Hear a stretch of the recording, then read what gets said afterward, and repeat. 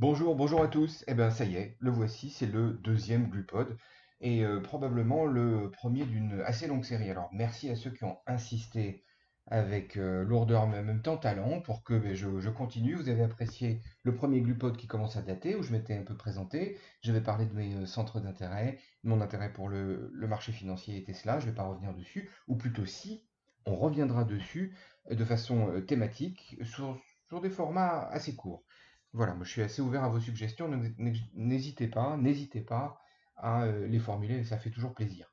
Et j'ai envie d'intituler ce deuxième glupode le mode gavage, parce que je viens de voir la dernière journée de trading, celle d'hier, qui était bourrée d'émotions, avec un marché qui s'est mis, en tout cas les indices, et même l'or et quelques paires forex, mais surtout les indices qui se sont mis en tendance avec des très belles impulsions. Et là se met en place un système euh, qui finit par coûter extrêmement cher aux traders. Et j'ai essayé de le résumer par un tweet, c'est que tout simplement un ensemble d'éléments va vous coûter énormément d'argent sur les marchés financiers, alors même que la configuration de marché devrait être très facile à trader parce que vous avez détecté une tendance dans une unité de temps qui vous correspond, et vous devriez donc, en toute logique, exploiter cette tendance. Et pourtant, ce n'est pas ce qui se passe. La plupart des traders particuliers se font vraiment avoir et perdent de l'argent lors des journées tendance. C'est un constat que j'ai connu moi-même il y a quelques temps, qui se règle très bien, que je connais aujourd'hui avec mes clients. Et tous les témoignages que j'ai, alors attention, les témoignages, on a tendance à ne parler que de ce qu'on réussit, notamment en trading. C'est un des éléments de la psychologie humaine euh, en général, on y reviendra. Je voudrais vraiment préciser les points qui m'ont fait réagir aujourd'hui. D'abord, le terme de mode gavage. Alors, le gavage, c'est quoi? Ça fait référence à quoi? Au fait de gaver les oies notamment, c'est-à-dire de consommer jusqu'à l'overdose de la nourriture, des éléments de consommation. Et là, en l'occurrence, ce sont des pipes, des points, des euros, des dollars, et tous ces éléments-là. Le gavage, c'est l'overdose. C'est un message intéressant, c'est-à-dire que on se met en mode overdose de gains. Moi, j'y crois pas du tout. Le mode overdose de gains montre que vous êtes surinvesti émotionnellement. Le simple fait d'utiliser ce terme est parlant, les mots ont un sens, et les échanges entre traders autour du mode gavage sont extrêmement riches et intenses en émotions fortes. Et les émotions fortes vont vous coûter des fortunes en bourse, des fortunes.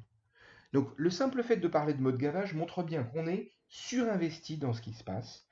Et moi, à force de discuter avec des traders et d'en coacher, je peux vous dire que vous êtes surinvesti dans ce qui se passe sur les marchés financiers, vous vous faites ratatiner. On y reviendra. Donc le principe du mode gavage. Deuxième point, ce qu'on appelle le FOMO. Si vous avez détecté une tendance et que vous souhaitez la trader, une des grandes peurs, c'est celle de la rater. Et c'est souvent ce qui arrive, parce que si la tendance démarre en début de journée et que vous sentez que vous l'avez prise avec un peu de retard, un peu d'inertie, parce que vous vouliez avoir confirmation de votre analyse ou de votre intuition, attention à cette deuxième émotion forte. La peur de rater le grand mouvement. Elle va fragiliser tout votre trading. Elle va faire que si vous rentrez en position, vous jugez que vous êtes là trop tard, donc que la partie du mouvement s'est fait sans vous, vous perdez un peu confiance en vous, même si vous sentez que vous êtes en tendance, et vous risquez de sortir trop tôt en gain, ou de sortir trop tard en perte.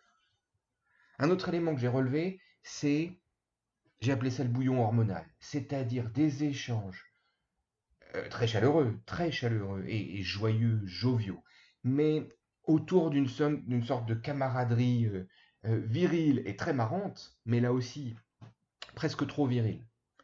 Trop viril. Trop d'investissement sur les marchés va vous coûter cher. Trop de virilisation de votre comportement peut vous coûter cher aussi. Alors c'est pas du tout évident, hein, tout ça, parce que on est qui on est. Les traders particuliers sont très majoritairement, vous le savez, des hommes, et la virilité fait partie de notre quotidien. C'est une remarque et un sujet assez complexe à traiter. Ce qui est beaucoup plus concret, c'est l'overtrading. Vous avez détecté la tendance, vous vous mettez à la trader, et tant mieux pour vous, dans le bon sens, parfait, vraiment parfait. En revanche, il ne faut pas trop la trader. L'overtrading, c'est la fréquence des trades qui n'est pas adaptée à votre psychologie ou même au marché, et également la taille des positions. Si vous tradez avec une fréquence, disons, raisonnable par rapport à ce que vous faites d'habitude, et que vous prenez des positions mal adaptées, ça va vous coûter également très cher. D'abord psychologiquement, beaucoup plus dur de tenir des trades, et enfin, évidemment, financièrement. Donc attention, les marchés en tendance sont des configurations de marché qui peuvent vous coûter très très cher. Voilà, je termine là mon podcast thématique, j'en ferai d'autres. N'hésitez pas à me donner tous vos commentaires, ça m'intéresse beaucoup, et puis j'ajusterai au fil du temps. À bientôt.